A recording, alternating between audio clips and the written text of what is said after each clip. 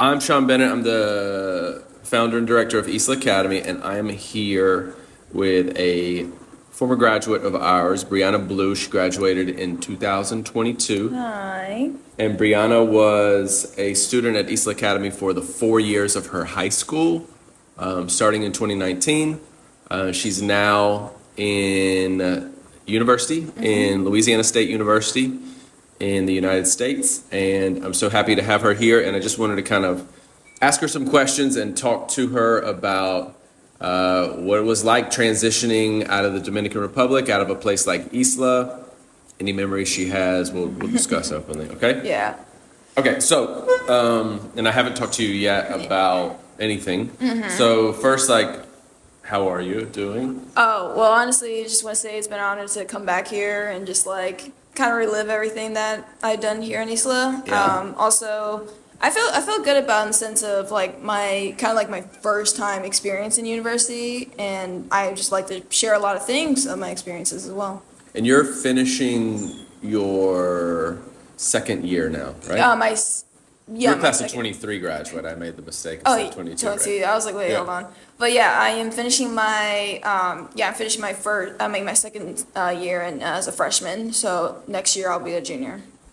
Wait, repeat that. So you're I finished my first. I finished my first semester. Right? Yeah, first semester of freshman. So Uh-huh. now this You're is in my your second year. You're in your second semester. And And you'll be a sophomore next year then. Oh, sophomore. I Yeah. know I keep saying junior. I was Okay, thinking something so else. and then so you're living in the dorms or an apartment? Or? Yes, Okay. as of the moment, I am living in a dorm with my roommate. We get along really well.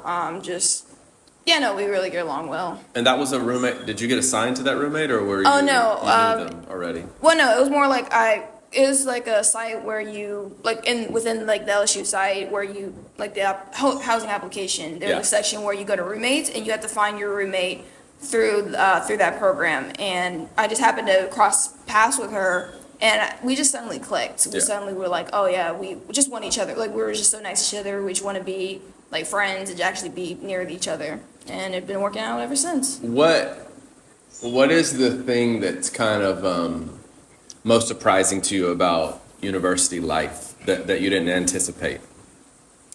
I'm kind of thinking about this because honestly, there's a lot of things because I had not low expectations, but I had a few expectations of after hearing stories of other people. Yeah. I've heard they're not going to be as much teachers not going to be much on you as you think, or they're very rigorous when it comes to studies.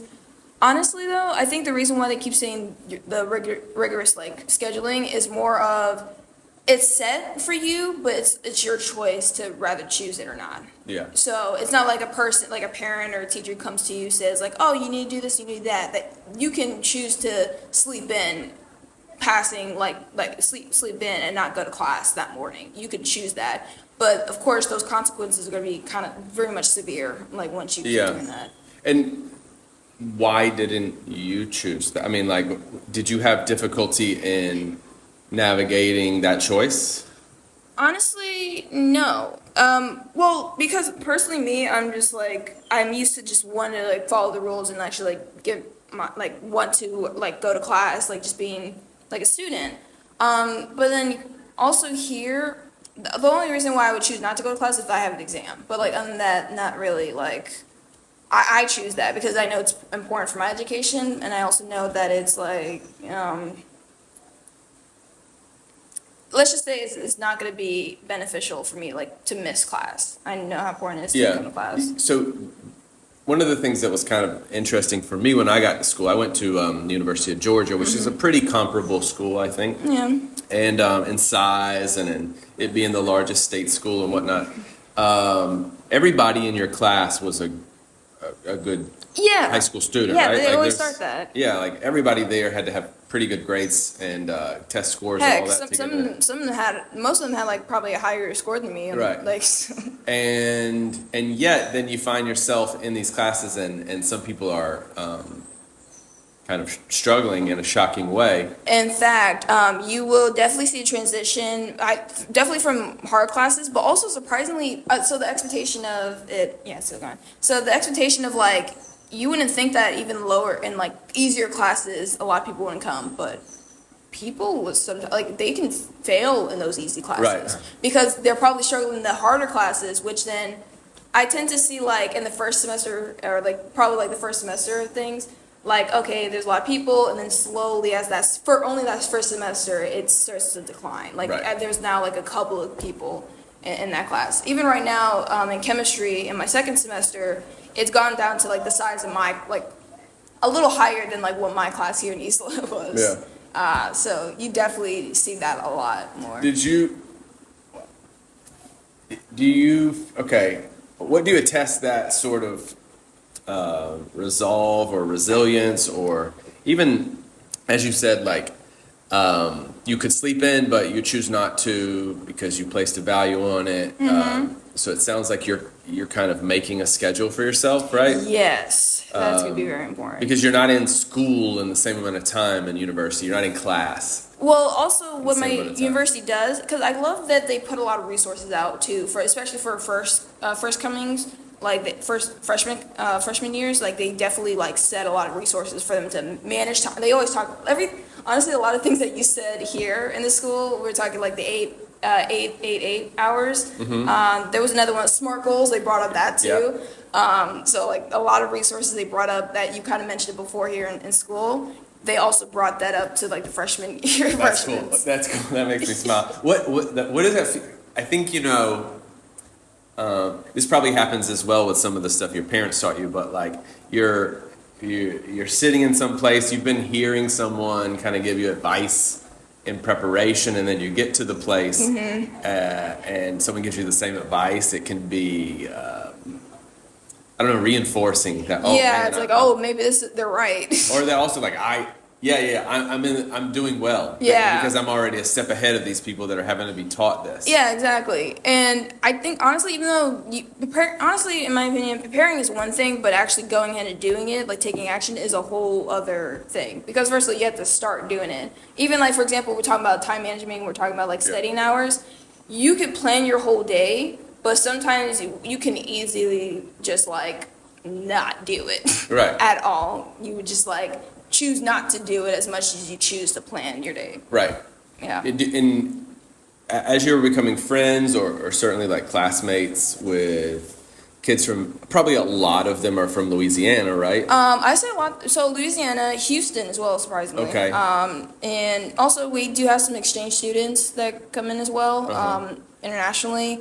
I forgot what the center is called, but basically it's just like dedicated for like exchange students and like just immigration, and also making sure that they're good in their schooling. But as you kind of get to know these other students, and almost said kids, but they're everyone's grown now, right? But as you get to know these, and was there ever a realization of like how unique or how different your high school experience was versus theirs, or did that ever come into play in how your first year has gone with them?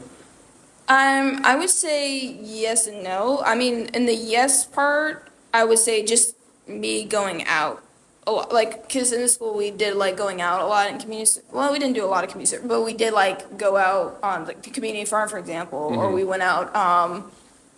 What was another thing we did as well? We went on trips, like we did. So a lot of things I did, like fun and crazy things. I didn't end up. I feel like that's why I didn't party a lot, because I already feel like I already did a lot of like fun, crazy things here. That You've had a lot of adventure. Yeah, I already had a lot of adventure in my life, but also, I think really me interacting with people was different. I feel like because when I was interacting here, I was such in a small space, but I knew how to talk to people, and I knew how to engage people when it came, and also I knew how to like keep a conversation like in a minimum, like. So if we were like friends or students in class, we would definitely figure out how to manage our time together. I figured out a way to do that I created a study group with two of my friends in biology. We're both very similar in many ways than one. and sometimes they do go off track when it comes to our study hours, but I'm the person like, okay, wait, hold on, let's bring this back. Because I did the same thing here at ISLA when it came to AP tests, AP courses Yeah. with both my friends here. And so, sort of having to go through that process when you were in high school of managing your own schedule, managing your own study goals, even, right? Because the choice that you made, to be clear to anybody who doesn't know you, is that you chose to take on advanced placement courses. Yes. It wasn't required of you. It was something that you chose to do, and in doing so, you were asked to do things like pace your study, decide when you were going to do those, even sometimes the selection of resources that you were going to use, right? Yeah. I would just like to say also here, even if they didn't help me before, I feel like I did it just to test myself when it came to the so-called rigorous Right. element in college. Right. I wanted to test myself to see if I was capable of You know, doing that. you know what's interesting? In our other campus for this presentation day coming back, you talking about choosing rigor or choosing to do something Yeah. like fairly traditional. Our students over at the other campus the high school ones chose to do a traditional science fair with all of those sort of trappings and organization of it. And it's always interesting to me because I think there's this big belief that if we don't make you do it, that you'll never do it. That's a Right. fear that I think a lot of people have.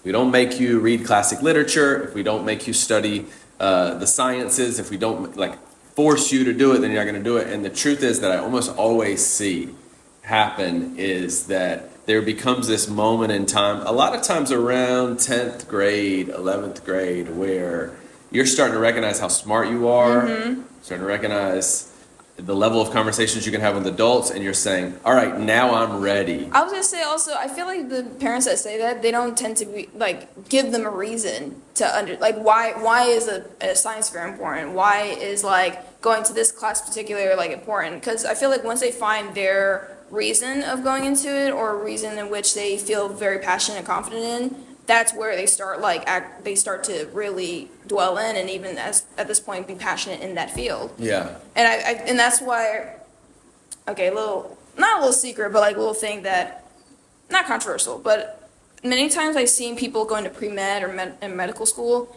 a lot of reasons are the same in the sense of it makes a lot more money, or it's a good job, and I can, or if they went nursing specifically, there's a lot of girls in my age going to nursing school that and they want to be a travel nurse, they want to do this, and then once they get started into the program, because mind you, they're not just you don't start interacting in labs and such. You don't do that just yet. You have to wait. You have to do these basic courses, and even in Bio 101 or Bio 1201, they get into those classes and then they realize how much they hate it. Yeah. They hate the classes and they just don't like it. So they end up just switching their majors. So you see a whole bunch of them just leave out of the medical field, leave out pre-med.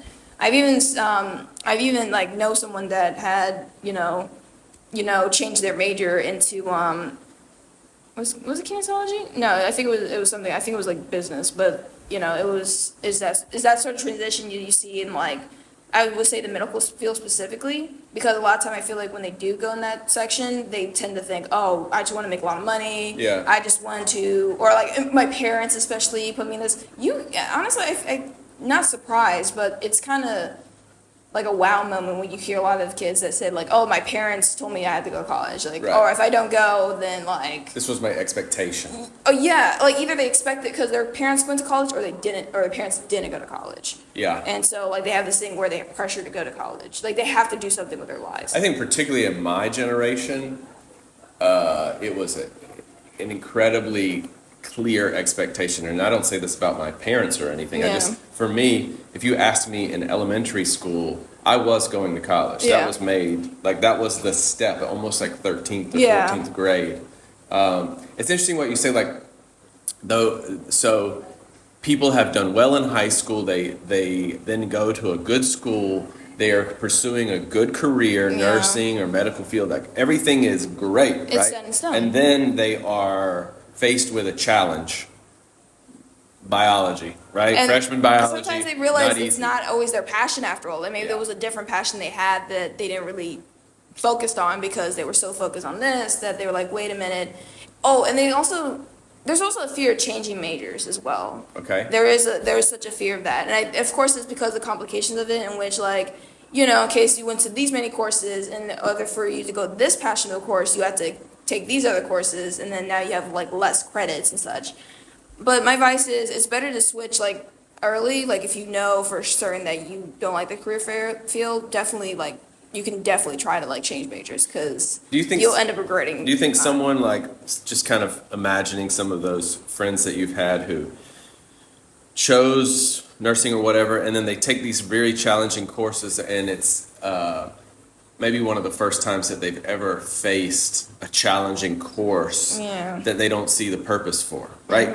Because they needed to graduate high school. That was a clear. But now they're starting to go, do I need to be a nurse, or do I need like? Do I is there need to even go to college? Do I need to go to trading school? Yeah, is there something else for me? Is it really worth this level of stress and effort, or should I try something else? I think it depends, because honestly, but also another reason why kids go there because of the college experience. The parents always tell them, "Oh, go for the college Yeah. experience." But you gotta ask yourself, what is the college experience? Yeah. Like, because if it's just going to parties and such, that's just not. It's not just partying, or it's not just academics. It's both, and managing how to manage both of those, social and academics. Yeah, And especially when I mention time management, I'm not just talking about like academics or doing well in an exam. I'm also talking about like relieving stress, relieving a moment in which you have, because it's not just like, oh, you can lounge around, because you could also do a self-care day. You know, because I finally had my roommate to make me do a self-care routine, just like to calm myself down in my studies. scheduling time for yourself, actually. Exactly. And then sometimes my free time is now just like, you know, playing ukulele or crocheting. It's just something that I can do. It's not just lounging around. I can just like do something that's just like free of school, Yeah. free of work. Yeah. But I was saying like for the other kids that feel like it's not for them. Sorry, I'm just trying to go back to. Yeah, I mean, I think it's one of the most common experiences that I also witnessed, and I think I went through it a little bit myself in university, was I think also maybe the buildup of getting into university felt like the goal, right? Yeah. For my whole life, the goal was go to Georgia or go to LSU, Yeah. right? And then you get there, and it's like, what's my goal now? Yeah. Right? Like, So and that's why I feel like for every goal for a student, and I'm gonna bring this up too as well. Use your freshman year as a learning curve. Don't try, because it's great to excel in that first year, but in a moment that you fail, you will feel like miserable. Like I remember, like not a couple of times, but like a few times I ended up like not flunking, but like failing on an exam. And at first it was like, oh my God, like I felt bad. Like I was like, what did I do wrong? And I felt like I was studying properly. I didn't study properly this time. I felt like I was just like, is this what it's like to drop out of a course? Like you feel like you can't do this and just you need to drop out. But at that point, you know, and especially with my dad, I'm glad that also my dad tried to take college again. Yeah. And he even told me like, listen, it's okay to like have these moments because you're basically, you should only just use the freshman as understanding your way, like understanding where you're at in certain college, and that could be like the university experience. Like just get a feel of it. Don't just go in there and always expect to succeed. Expect to fail. Yeah, it's interesting you mentioned your dad who chose to go back to school. Yeah. With you, like, and not exactly with you, but he's studying as well. Yeah. Of course, and so he's going through the experience of being a student, and your father and mother telling you things like it's okay to fail, right? It's Yeah. okay. Oh, Here's what especially my you- mom. Especially Yeah. my mom was like, you don't have to go to college, but she sees in my heart, and they also both see like, oh, I feel like I want to go to college. One thing that was unique for me, and maybe you experienced this earlier than me because you moved abroad. Yeah. But I didn't recognize the unique nature of the way I was raised, to the way my parents spoke to me, Yeah. until I became friends with other people, and they were not with their parents anymore. Yeah. So we get to kind of talk about, well, the pressures, the expectations, true, or our honest. parents' response to our challenges. You could see, it became more clear to me. Not Yeah. even stuff like the way people clean their room, that kind of stuff. And the way people ask for money from their parents and things Yeah. like this. It wasn't until I left my parents that I began to fully appreciate the big things and even the little things that they did and the way they spoke to me. I mean, I guess at the time during high school, I was already appreciative of what they've done for me, but even going to university and like hearing like other stories from other people, and my roommate and my not suite mates, but my floor mates, I call Yeah. them, they're the same floor.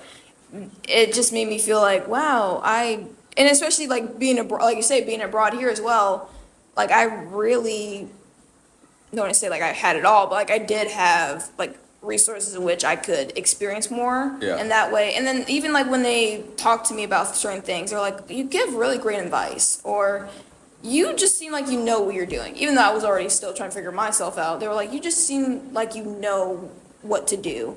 And now I've gone in my head is like, wow, maybe I did do a lot. Like Yeah, maybe I maybe I was was mature enough. And like at first it scares you, like, oh, does that mean I'm ever gonna just be fun? But of course you're always gonna be fun. Still be mature. I remember when you visited the campus. Yeah. When I guess you were a senior, right? Maybe, or a junior, but you visited it,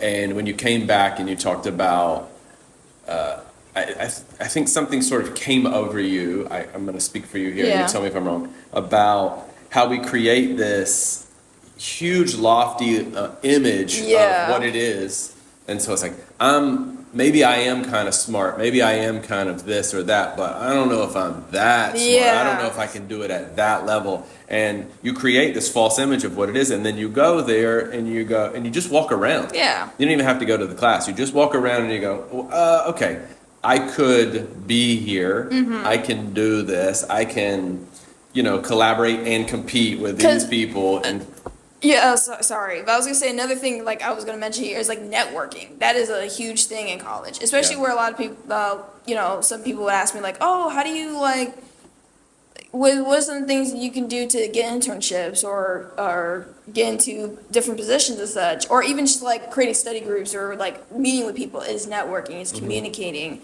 And even in the point where, for example, there was a moment where in my class, there was like Science 101, where basically it's a course, how to become a scientist. Right. And they do these like events at which like other graduate students come in and talk on the panel, and we ask questions. And I was talking, and then afterwards I was talking to this specific graduate, and she was basically going the same career path that I was going into. And I was asking her for more opportunities, but she even gave me this position in which I could work along with her in her research as a graduate. Like as a graduate, she's doing a research project, and she can invite other like freshmen or undergrad to work with her. And currently, I'm still going the process of, I'm talking with this professor and hopefully going to the volunteering gig where I can work in different labs and just do like certain tasks volunteering, but I can also get paid by an hour. and it took you just asking. It's like asking and talking about it, like just sharing like, oh, what I want to do, even just like wanting to like. Because it's one thing to talk to them, but it's another thing to keep in contact. Keep following up. Yeah. But in high school, you did that as well. You pursued an internship with Global Coalition. You pursued the program with NASA. Yeah. Right? You pursued that. Yeah. You weren't forced to do that. You saw that as an opportunity. You had some level of confidence in yourself to say, I should ask. And one of the things that was most impressive about your university admissions process was that you listed LSU as a sort of top choice school or Yeah. dream school. You placed that in your admissions on the Common App, and then as you started getting emails to attend webinars or other things, you went to them and you found something pretty surprising when you would attend these, which was what? Well, one of them was like there was like two departments in which they both were similar, but this department specifically was going into like environmental science, which I was more leaning onto, even though I was into the biology of like of the ocean and marine animals. But I also looked at this department because they were going to conservation as well. And so I thought about either dual degree or dual majoring, and so I'm still deciding on that. But and also the graduate also happens to be in that department as well, the Department of Coastal Environment Science. Is that the one? No, the question, I remember you telling me that you got kind of a mass email for maybe anyone who had applied to LSU. It could, meet an admissions counselor, Okay, yeah. and then when you got that email and you attended those, you found that there were almost no one there. Oh, yes. I think that was the environmental one, and also even like the admissions part. Yeah. But I think it was mainly like the coastal environment department. Like they really didn't have like anyone. And even there was that one person where they have internet issues, and it was just only me. So you go into this meeting, you're the only one there, you end up getting this conversation, a personal relationship with the admissions counselor, and that person giving you like clear advice on how to do it. And that to me stood out because I would imagine hundreds, if not 1,000 people received that email. Yeah. And less than a handful of people actually did it. Yeah. It's kind of so interesting to see that's kind of the college experience as well. There are opportunities. There are guest speakers, there are internships, there are study abroad, there are lab work, there's all types of opportunities, and the vast majority of people just walk past that. And there's even courses where they give it extra credit to go to the seminars as well. At least only for me, like women gender studies course, but like really there's also classes where they say, oh, go to this resource, go to this event, and yeah. Or even there's like programs like there's a program called Give. And basically it's like going to abroad and going to these volunteering work, but also doing adventure activities. And I looked at it, I was like, oh, this is like ISLA. I want to go back. And it's like, oh, I kind of want to just apply and just like go abroad as well.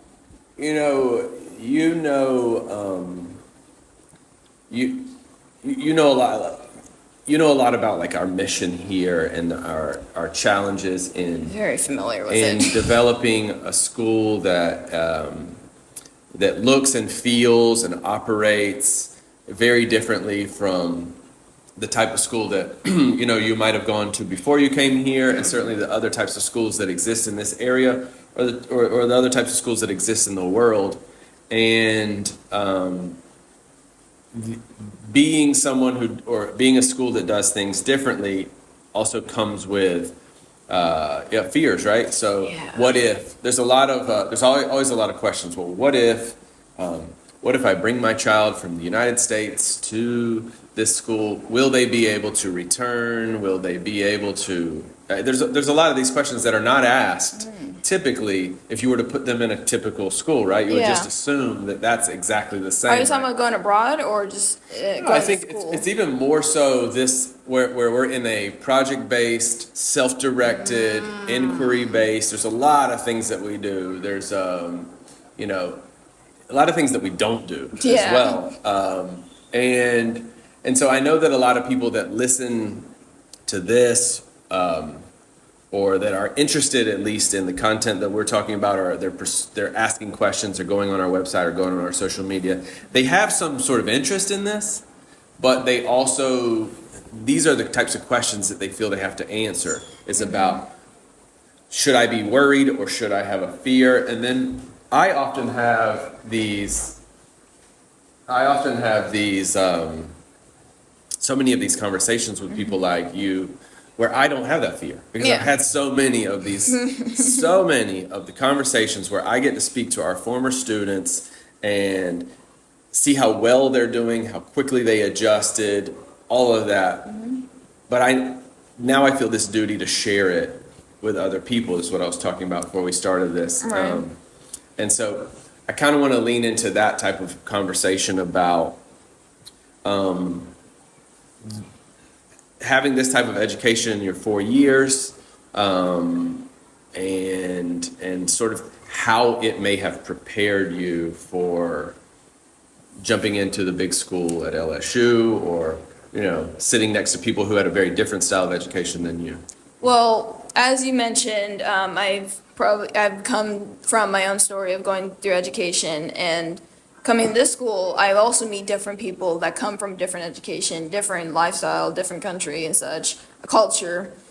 And that's that's pretty much similar in university. Though there's a lot more people to go with, you still have that similar basis of, oh, this is a different person and I want to get to know them and I'm willing to connect with them and understand them. And you kind of get this mutual understanding that you both are different, but you guys can benefit each other in somewhat. So that's one. That's part of networking. Presentation day. Okay, Okay. go ahead. So, remember I mentioned the course, Science, Sci 101, that the course where you become a scientist. One of the projects was research a topic and then create a presentation of it. Now, of course, I know this is formal, and I've been saying and so I know it's like informal. But at the time when I was doing these presentations, I was working with a group of 2 people, and we were going. First and foremost, I figured a way to learn it myself, and that's what a benefit that ISLA did for me was figuring out how to learn something new. Yeah. How to go about it, how do you break it apart where you can understand it. Yeah. And then even to the part where I took the study course, thank you, Miss Natalie. I gave some pointers to my acquaintances, saying that, oh, maybe try it this way, or try moving like this, and maybe that can feel more comfortable, or don't be afraid. And we even we've all come together to, okay, which slide are we gonna do which, who's gonna speak on this, who's gonna speak on this, time ourselves. So, and even talking to adults when they have questions, or if they ask certain questions, you know how to answer them. So going through that process, it really did remind me how the cases I went through here every time I went presentation day. I didn't feel much nervous talking in front of people about a certain topic that I was passionate about. Right. Because I was working with the group. Same thing here. Yeah. I was already preparing myself for the presentation. Same here. And did it in front of people. And of course you feel nervous, but you don't feel as much tension to the point where you lose track of what you're talking about. Yeah. Did that here as well. So that's. Go back to one of the first points you mentioned, your ability to meet people and kind of connect. Mm-hmm. And it's one of the things that I talk about here is raising your children in a town like this, being in a school where there's kids from a lot of different places around the world. And so everyone sort of has their own story. And so everyone's different. Yeah. And because everyone's different, if you attempt to try to be like everyone else, it doesn't really make any sense. Oh, so I tried. You must sort of figure out who you are. And I know that's one of the big challenges at the beginning of university is going, well, who am I now? I'm no longer this person from this small town who everyone knows and everyone has expectations of. I'm now small fish in a big pond, so to speak. And what that transition was like for you, or if you noticed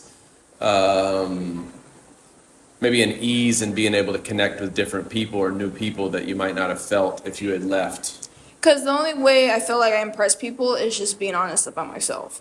And people really are attracted to that. They see that, they're like, oh, they want to get to know you more. They want to hear from you more often than not. And then they feel comfortable talking about themselves as well. And I feel like you should encourage that a lot. And not just out there in university, but also here as well. You did encourage be yourself. Being yourself. Be original. That was one of my speech. Yeah, I mean, I think it's so odd how the most difficult thing to be is just yourself, right? But it's such a contradiction. Well, and that's what it is. Because we're social animals, right? Mm-hmm. And our goal is trying to be in that certain area and trying to keep ourselves in that area. So especially because you recognized it, I tried it here, I tried to be someone different, but yet I've always only felt myself insecure about the things that that contradicting of what other people were. And of course that led me to a dark path, and luckily I'm glad I went through it here than I did over university. That's another interesting point that you bring up is to be able, I think there can be a tendency, obviously, to protect your child, right? So you want to protect your child. You're meeting a lot of kids, you know, if they're going to good schools, a lot of them came from, let's be honest, middle class, upper middle class backgrounds. Yeah. They had very caring parents who made sure that they went to a good school, made sure they lived in a safe neighborhood, and all of these types of things. Yeah. They cared for them. And so their first challenge, Biology 101, the first time that they're asked to speak in public, but they're not the superstar of the school, they run from these moments, right? Or they have to answer a question in front of people, like Yeah. that's different compared to the small class you were used to. Yeah, and how this space, which is it's so safe in a way at ISLA, like it's you can experiment and you can mess up. Yeah. You have this freedom to fail, Yeah. right? Because you're That- gonna end up failing in university. I Right. mean, you're gonna. That's why I wanted to tell like my former classmates that it's okay to fail. Right. Don't just prepare yourself to be successful. Prepare yourself to fail. Yeah. Because if you don't do it now, then you're definitely gonna witness it now, and is gonna be more detrimental to your mental health as well as probably your academic, but Sure. really your mental health. Yeah, failure will come, tragedy will come, some moment where you don't meet your goal will come, and if you've never experienced that before, you never overcome it, then it feels insurmountable. Yeah. It looks like, and to kind of be able to go through that here on a regular basis, I think a lot of times the 6-week units that we do, the pressure that it pushes towards at the beginning and then boom, it ends and we start a new one. It gives you multiple moments to experiment and try, but then not make it, right? Yeah. Or whatever your goal was, you didn't get it, and to reflect.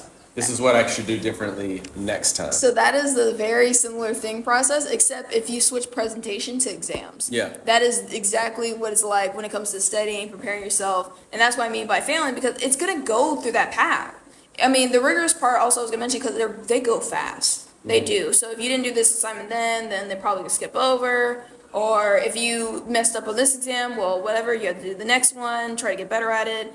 And sad to say, they're not gonna really stop for you. Right. They're not gonna, even if you have a small class and which the teacher can go one-on-one with you, I think maybe you could definitely get an extension in that class, but compared to other classes where you have a huge auditorium, huge classroom, I mean, even teachers don't give out the paper on your graded exam. They Right. prefer to send it to you on online because it's just easier. Or you can't really do too many makeups, so that means you probably can't do a makeup. So you can't do a makeup like right before the exam. Like you have to kind of do a day's ahead if you know you're not going to make it.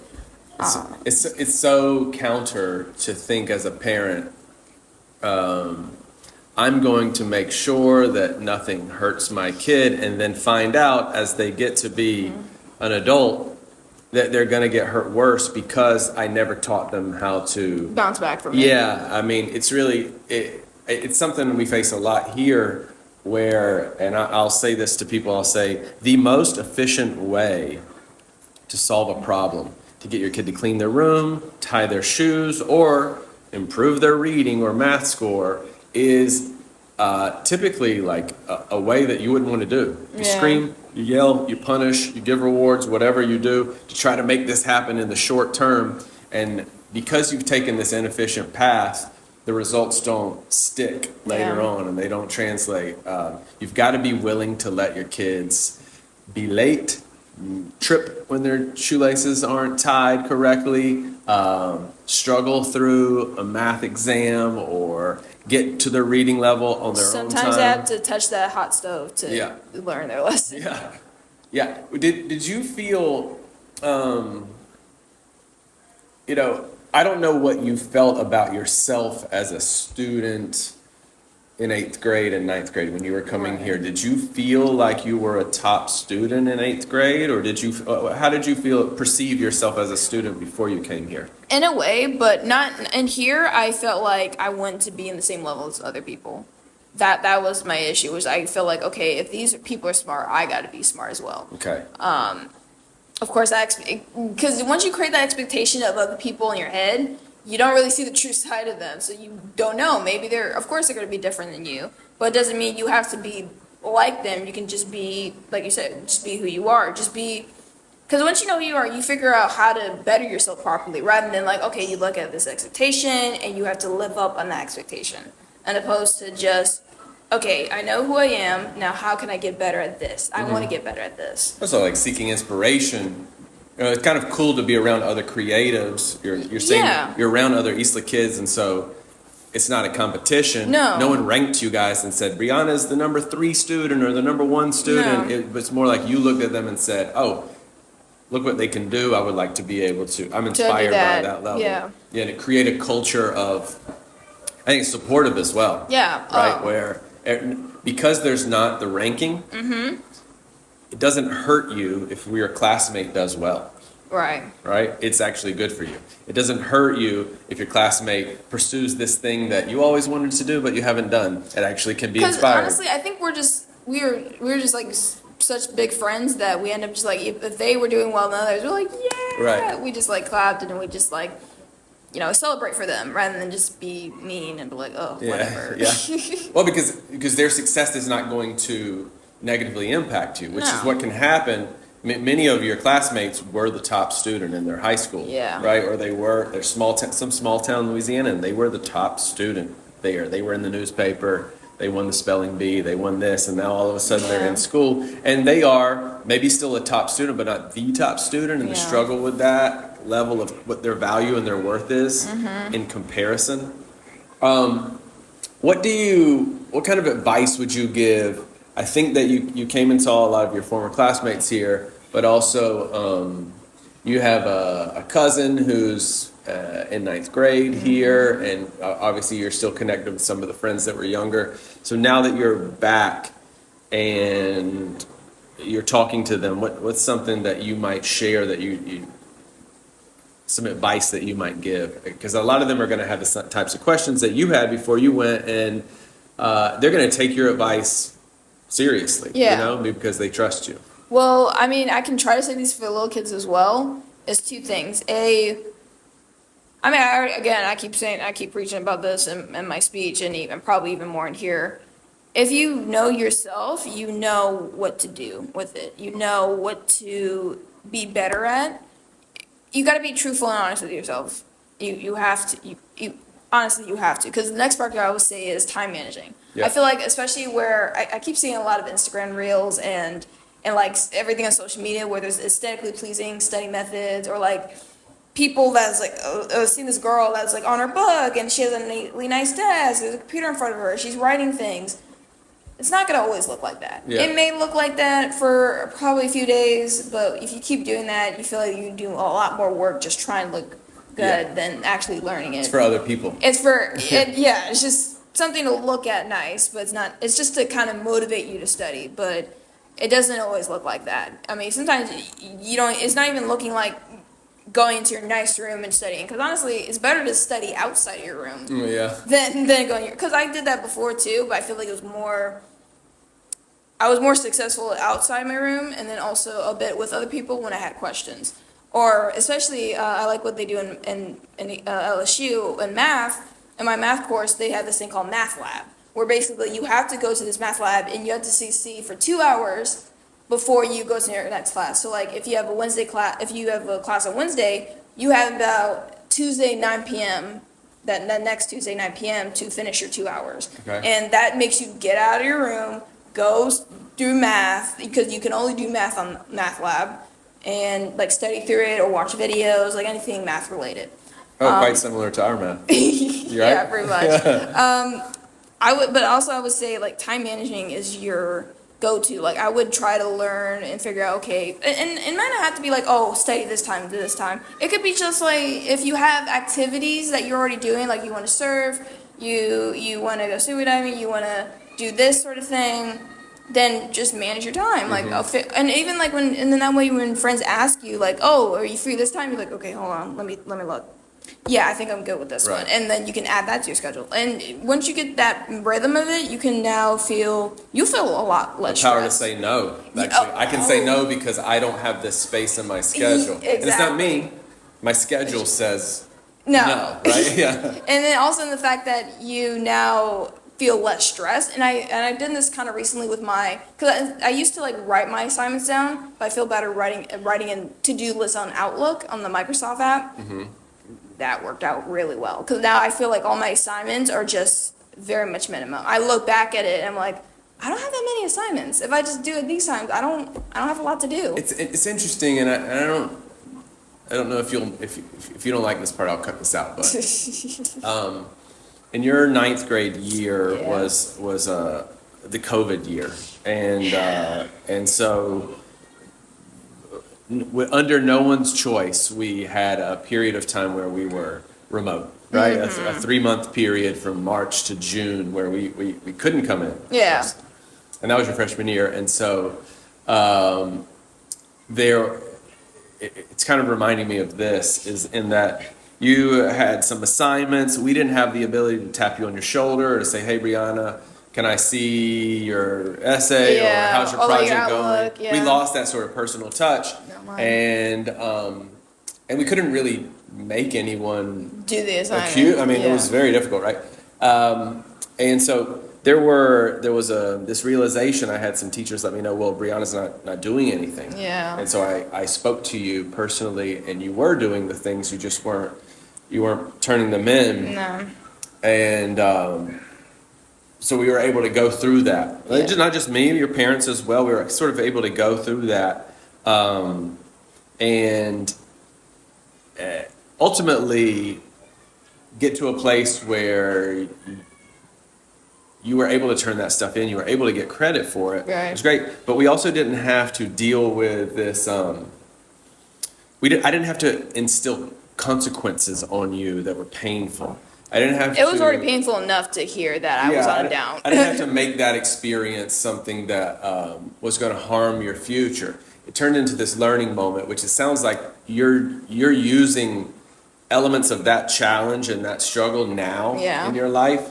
And to me, that's like so inspiring because not everything has to be a lesson where it's painful, right? Sometimes you can have a conversation one-on-one, you can get it, and then someone can give you a chance to recover, especially when you're a kid, especially when you're in school. And that you were able to do that, for me, like, taught me a lot. Yeah. Because it taught me the importance of grace, giving people a chance, particularly when they can reflect and see what's going on, and that you are still doing that kind of stuff now. You've developed some levels of habits or structure in your life based around some of that. You know? Because I love the fact that you brought up the mention of like not every lesson has to add a punishment, because that event, that was already punishment enough. You going up to me saying like, hey, you're failing at this, or this is not looking good for you, Briana. Even my parents telling me this is not looking good for me, and I was sitting there like, I hate this. Like I don't like this at all, and nor do I even want to try to go about this again. And that's where, like you said, it gave me more my time to reflect. Now, some people may not take that in a way. Like some people are more lenient about it, like, oh, I don't care. But I do believe in the fact that once a person hits rock bottom, that's where they can finally start to wake up. Yeah, you are such a great example of the 3 pillars of ISLA: the be kind, be caring, and be original. I mean, we've already talked about originality and like why that was a big deal for you. The caring aspect of it, if you're super caring, if you really care, actually that can lead to anxiety and stress because you care, right? Yeah. And I know that there's a lot of your classmates that care about that as well, and as they're dealing with stress, sometimes it can be too much. So it was, your challenge was caring so much about perfection that you were not productive in a way, and kind of overcoming that, recognizing that sometimes in the creative act we have to share, we have to communicate like what we have. That's what it is. That's our best at that moment, and obviously you're super kind as well. That's a given. But those things really they always made me so confident in your your ability to go and do anything, whether it was gonna go to that school or go somewhere else or not go to school at all and choose your own path. Could you talk to us about, I think you mentioned like biology and environmental sciences. So is that your, at the moment, your trajectory? Or what do you feel you're doing there? So in the university, so far, I'm just more preparing myself more into getting to that career field. Because right now, of course, I'm already, because based on my degree, it's under College of Science. But right now, I'm just making sure I'm getting through these courses. Like that's a priority. That's no given.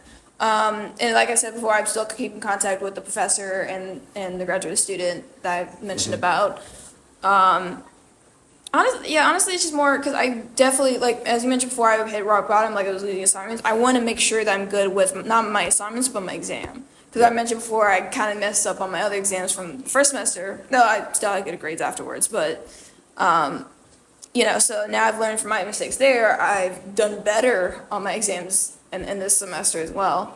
So really it's just going into that position because I think you can always start small. I think that was, like I mentioned before, another problem in medical school. You felt like, oh, as soon as I get to here, I was going to interact, I'm going to do things. Yeah. But you have to start with the basic first. You have to start, you have to show that you're capable of like starting to do other things, like doing somewhat of basic, not basic math, but like college algebra, college trigonometry, and then that way you have to get up to calculus, and so then calculus have to take statistical analysis. Like it's like basically just leveling you up. It's like building blocks for what you want to do. And so, do you think your major is going to be something in the sciences?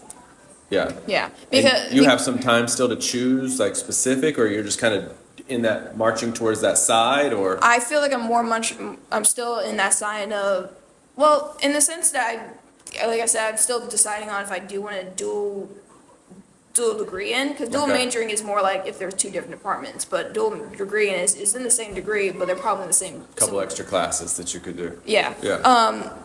Especially with make sure with money. I'm actually good with money, but really just I'm already still in that plan line.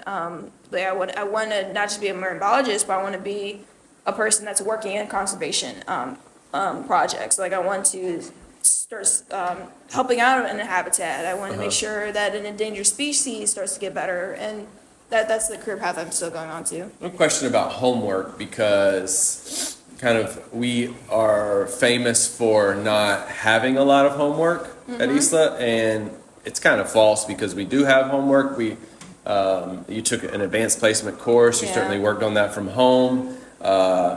Anyone, you can read, you can work on math anytime from home. A lot of people are doing their projects. They're spending time on the weekends and after school, but we don't have this assignment. This monotonous sort of every day you must have these worksheets that you do. And I've heard people say, well, if you don't have that, then they're not going to be capable of whatever the real world is to them. I've seen kids that had way more homework than us and still don't do it. Yeah. That's not going to change it. I'm sorry. I mean, that's not going to change anything. Even like you mentioned top 10, like top students, A+ students, even those kids like end up skipping, like math lab. Remember I mentioned math lab? Like even kids don't even do math lab, or they forget, or in math lab, some of them just like slack. They just chill off, and of course some of them do get kicked out, but others, they'll go on a video and just like stare and like zone out, and that way they can just do the 2 hours without doing any other work. They've never been given the choice to do it. No. That's an interesting thing, because if you give students the choice, okay, if in one of our high school classes we say, all right, during the next 2 hours you can do one of these 5 to 10 things, and I'm okay with you doing those. The truth is that some kids will choose, as you say in your math lab, they'll choose nothing. Or choose something easy just to go by. They'll take the most economical route, the least effort, and they will choose that. And that is particularly something that happens for newer students at our school, because they've never been, it's very similar to what's happening in college. And then continually allowing them to make choices there's this fear, as I said at the beginning, that they won't choose the hard challenge. They won't choose to do more than they need to. And it's just not been my experience. My experience has been that eventually you desire that because you begin to recognize that you're not having to do this because someone's making you, but because you want to do it. And if you haven't achieved that, whatever, that aha moment before you start your career training in university, boy, that can be very challenging, right? So to go through that process here, however long that takes you, a year, 2.5, some people it's automatic. It's just such a much safer space to do that as a child, as a young teenager, than to do it when you're out there in your career path. Yeah. You know? And also the interesting part, so like chemistry, for example, I don't, honestly, and another thing too, like trying to find good professors, that's why I say find what kind of learner you are. Like, so if you figure out who yourself are, you know what kind of learner you are, and then you also know what kind of professors you want to be with. Okay. Especially with this professor, I had to stay with this one because I felt like if it was going to switch over, then I was going to have complications and not have the class again. So I had to stick with this one. He's not a great professor. I'm just Okay. gonna say this. So it's more like you have to do a lot of it yourself. You have to seek help from other people. You have to work along with your classmates, which some of the classmates just prefer to ask, "Oh, what would you get for this answer?" Like, Yeah. in that sort of direction. And so, but yeah, one thing I do like about it is the fact that he gives homework, but it's like preview of the next course. Yeah. Because then I was gonna get into this sense of the time management part also comes from try to go for your next topic or like whatever course whatever topic you're talking about in this course, like beforehand, preview it a bit. Go Yeah, through don't just it. be reactive. Be proactive in your studying and your Because he preparation. expects you to do that. Yeah. He really, cause even like if he asks you a question, no one answers. He's like, you guys didn't do the homework assignment, and then it's like, oh well, we didn't do it. That was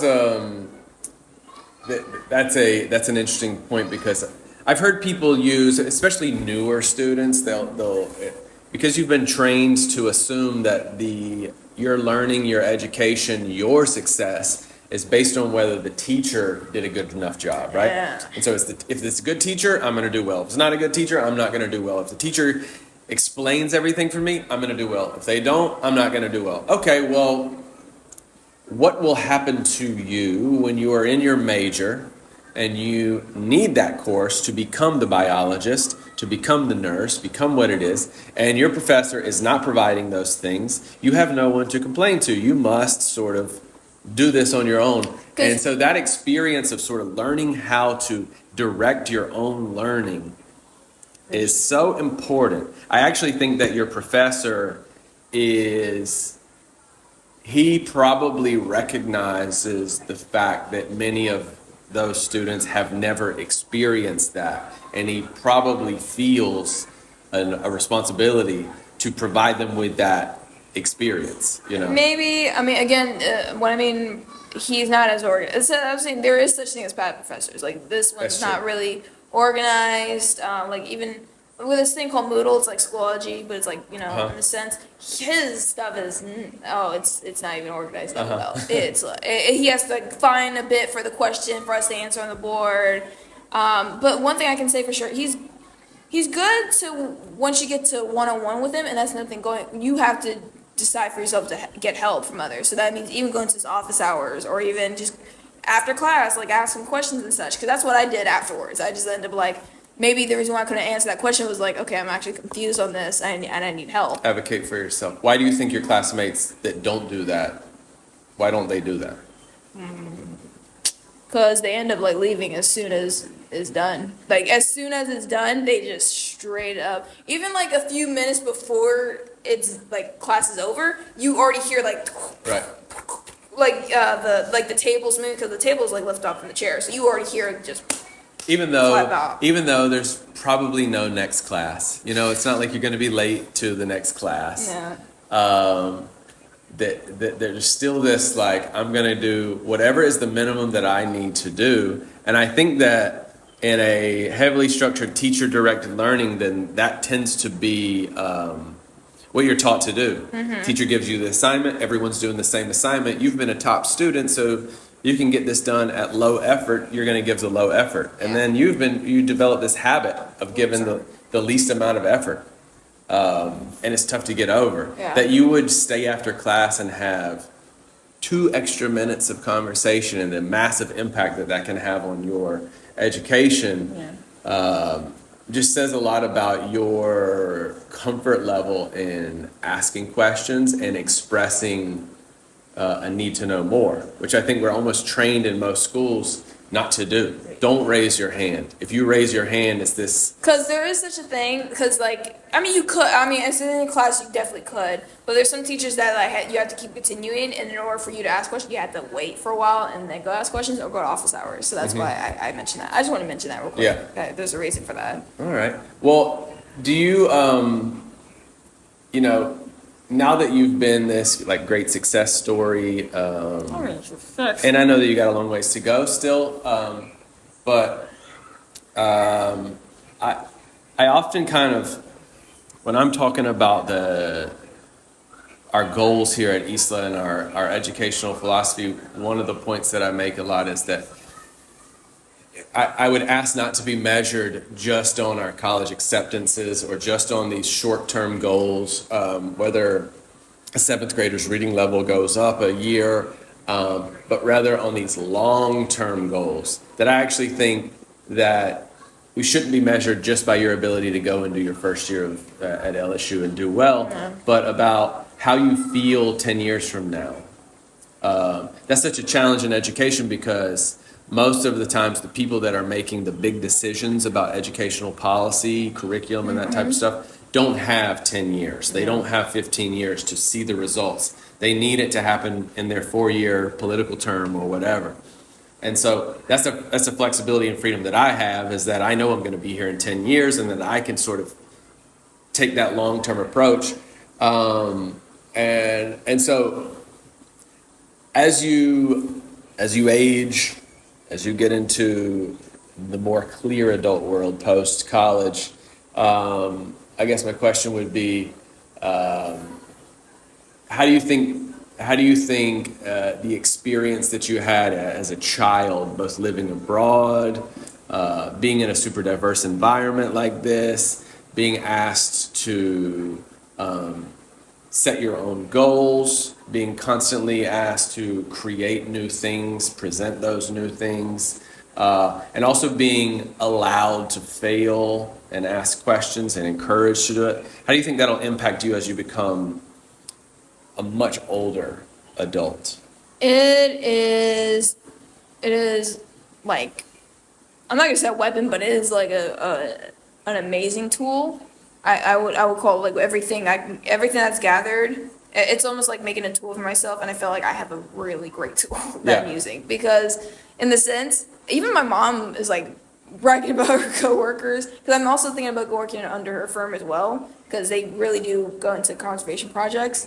And, you know, they're already seem impressed of what I've done. They've, like, as much as my mom told stories, you know, my mom, she tells stories all the time, especially about me. You know, they, as people in the professional world are also impressed what I did. Like, they were impressed about some of the internships I did that I've gone through, or the things I've done here as well, the things I experienced. And, you know, and I can imagine if those companies, or those, like even her boss, like if they're impressed and like maybe she could be part of our firm, like maybe they're thinking about like adding me to their company, then there's no telling how far I can go for that. And even as much as like personally, like intrapersonal, I believe that because, like we keep talking about this before, like because I was in a diverse world, even before ISLA, I've moved a lot. So I've met with different people. I've been in different situations where I had to adapt. I now can just be anywhere. And honestly, I actually love that part about life, is like you can just travel everywhere and understand and get to know people. You can like go out and just experience everything all at once. That measurement of adaptability is pretty succinct and interesting. Resilience.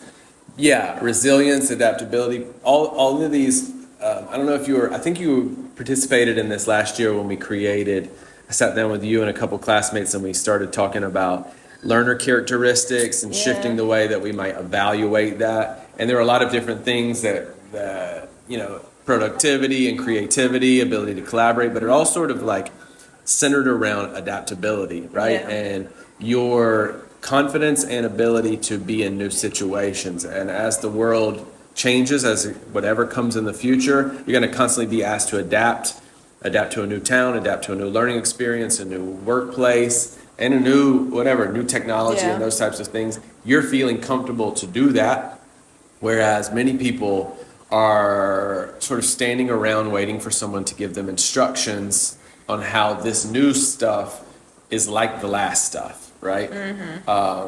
So I think that that's a real measure of how confident we can be in your future, is that we know no matter what happens, no matter what challenges that you face, that you'll feel like you can create a solution or a structure to get yourself through those. Right. Yeah. Yeah, well, I'm just so proud of you, and I'm also, one of the things that I'm most proud of is that our graduates come back and say hello. Like, I'm so proud of that. In the last, yeah, it's wild because so many of you're part of a pretty, it's still a fairly small number of people that have graduated from ISLA over the last several years, but I'm in touch with almost all of them, and just like across the board, the happiness and the comfort level that I see from them as they're taking on whatever their new challenges is. And it doesn't always have to be college, it can be these other things. It just really makes me so happy to know that you guys are thriving out there, and also that you want to come back and share and give back and talk to the other people, stay in touch, not run from high school and get out of it, but also like, reconnect. Well, I love about not only with ISLA, I love about here with ISLA is that you guys are also about community. So in the sense, it feels, we kind of feel like an obligation to come back, to give back to the community. Yeah. So in that sense, because this community has supported me so much, I feel like I should also support them in the sense of coming back here, maybe speaking about my experience. I don't know, maybe kind of venture around and see what happens if I'm in here, Yeah. just kind of going through that process. Yeah, I'm so proud of you, and I'm thankful for you to take, like, we ended up talking for more than an hour, and I could keep doing it, but yeah, I'm so proud of you, and I think so much about all aspects of our journey together. I really, when I think about Briana, I don't just imagine you on the graduate stage or Right. anything. I have this immediate image that blurs past many, many years, and the way you handle yourself, and like really the poise and the kindness, ultimately. Like, the kindness, I think, stands out to me more than anything else, and I think it's serving you very well, because it seems such a common thing, right? To just be kind and to just go out and be yourself. And I wish it was more of a common thing. But when people see it genuinely, when they see that with you, they're very attracted to it. They want to work with you. They want to give you opportunities. They want to help you. And that's why I think whatever it is that you do is going to be, I don't even want to use the word great. I think it will be something that brings you joy, and I think that there are going to be a lot of people that are going to want to help you bring more joy in whatever it is that you do, whatever problems that you solve in our world or our community. So I'm just so proud of you. Thank And you I'm so really much. I'm really appreciative of you for taking this time. And I'm gonna Thank you so much. This has been an honor, for sure.